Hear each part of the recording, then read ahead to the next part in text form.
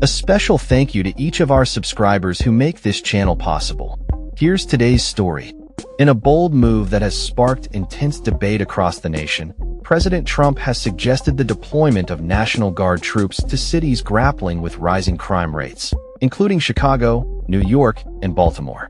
Speaking from the Oval Office, Trump stated that he is considering this action in response to what he describes as a growing crisis in urban areas.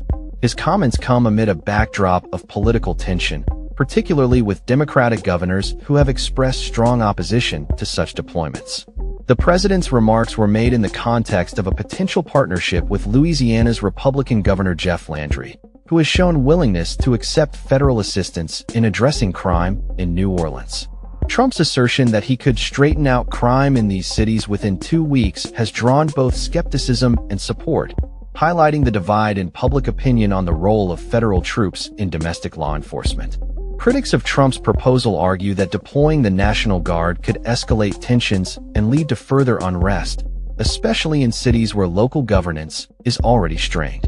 Illinois Governor J.B. Pritzker's vehement objections to the deployment of troops in Chicago reflect a broader concern among Democratic leaders about federal overreach and the militarization of local law enforcement.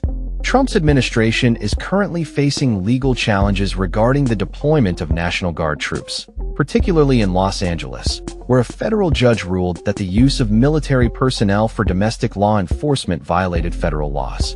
This legal backdrop adds complexity to Trump's assertions that he has the authority to send in the National Guard without state consent. As the nation heads toward the midterm elections, crime and safety remain at the forefront of voters' concerns. While many Americans express anxiety about rising crime rates, surveys indicate that a majority oppose the idea of using military forces to address these issues. Trump's framing of Democrats as in favor of crime is a strategic move aimed at galvanizing his base, but it risks alienating moderate voters who may view such tactics as extreme. The president's comments have reignited discussions about the balance of power between state and federal authorities, particularly in times of crisis. The implications of deploying the National Guard extend beyond immediate crime control. They raise questions about civil liberties, the role of the military in domestic affairs, and the responsibilities of local governments.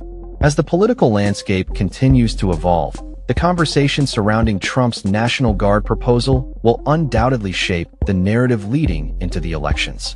Both supporters and opponents of the proposal are gearing up for a heated debate about the best way to address crime and safety in America, making it a pivotal issue for voters in the coming months.